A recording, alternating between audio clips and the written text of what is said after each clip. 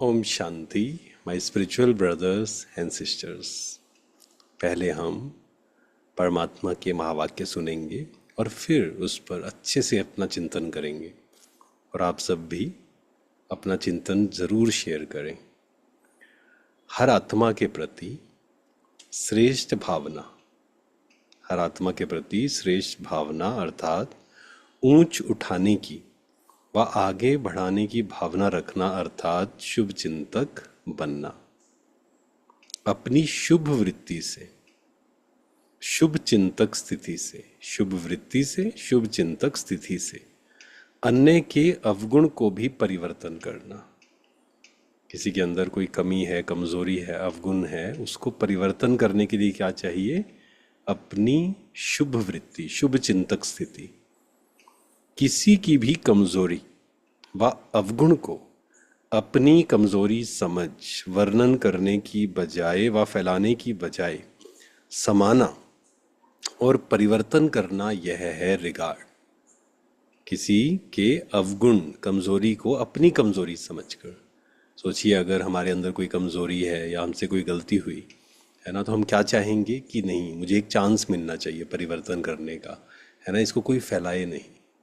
ठीक ऐसे ही हमें भी किसी की कमजोरी, किसी की गलती, उसको समाना है, परिवर्तन करना है, उसको शुभ वाइब्रेशंस देने हैं, उसको फैलाना नहीं है। यह है रिगार्ड रखना। बड़ी बात को छोटा बनाना, पहाड़ का भी क्या बनाना? राई बनाना। फैलाने की बजाय समाना, बड़ी बात को छोटा बनाना, दिल शिकस्त को शक्तिवान बनाना। किसी से कोई गलती हुई और वो दिल शिकस्त है, ऐसा ना हो कि हम उसको और ज़्यादा कमज़ोर कर दें। उसको हमें स्वमान, उसको हमें पॉजिटिव वाइब्रेशंस देने हैं, शक्तिशाली वाइब्रेशंस देने हैं, उसको स्वमान में लाना है, उसको ऊपर उठाना है। लेकिन उसको ऊपर उठाने के लिए पहले हमें भी तो उस हाई वाइब्रेशंस में रहना है ना। उनके संग के रंग में नहीं आना।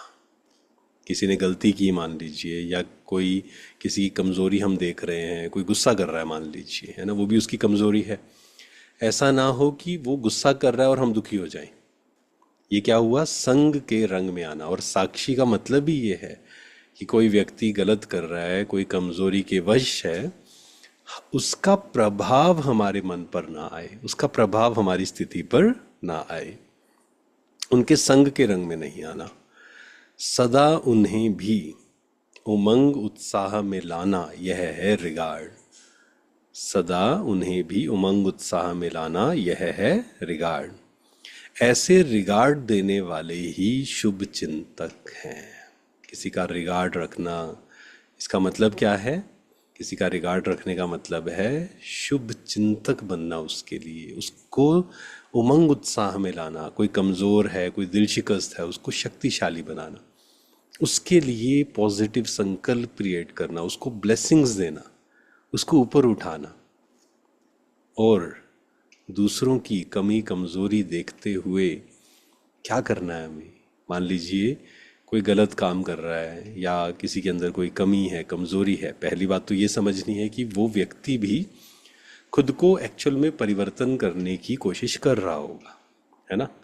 क्योंकि कहीं ना कहीं हर व्यक्ति रियलाइज करता है कि मेरे अंदर ये कमी है। मान लीजिए कोई व्यक्ति है, बहुत गुस्सा करता है वो सबके सामने, लेकिन जब वो एकांत में बैठता है ना, तो उसके अंदर ये ज़रूर चलता है कि मुझे गुस्से को ख़त्म करना है। वो अलग बात है कि वो व्यक्ति चेंज कर पाता है या नहीं कर पाता है। पर अगर हमने भी यही सोचा कि ये व्यक्ति ऐसा है, इसके अंदर तो बहुत गुस्सा है, इसके अंदर तो बहुत गुस्सा है, सोचिए ऑफिस में भी उसके लिए वही सोच रहे हैं लोग, घर में भी उसके लिए वही सोच रहे हैं, उसके दोस्त भी वही सोच रहे हैं, तो उसको कौन से वाइब्रेशंस जा रहे हैं?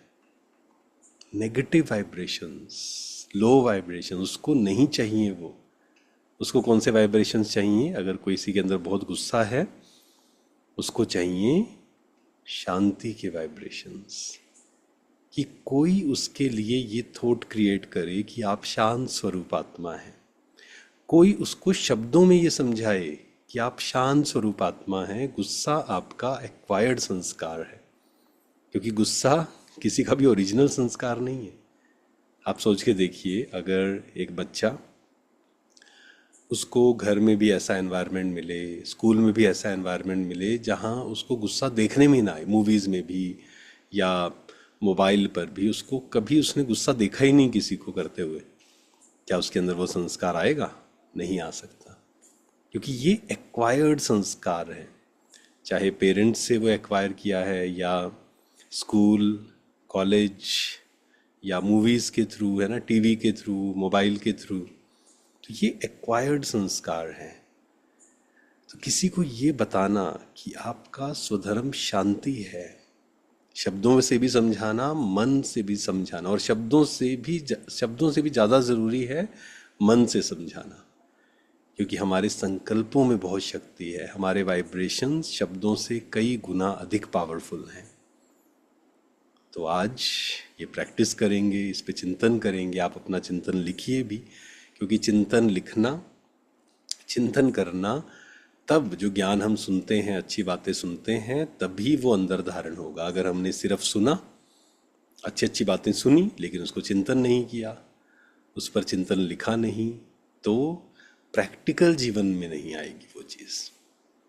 तो दूसरों की कमी कमजोरी को समाना, फैलाने का संस्कार हमारा बिल्कुल नहीं होना चाहिए। Thank you so much. ओम शांति। शुक्रिया।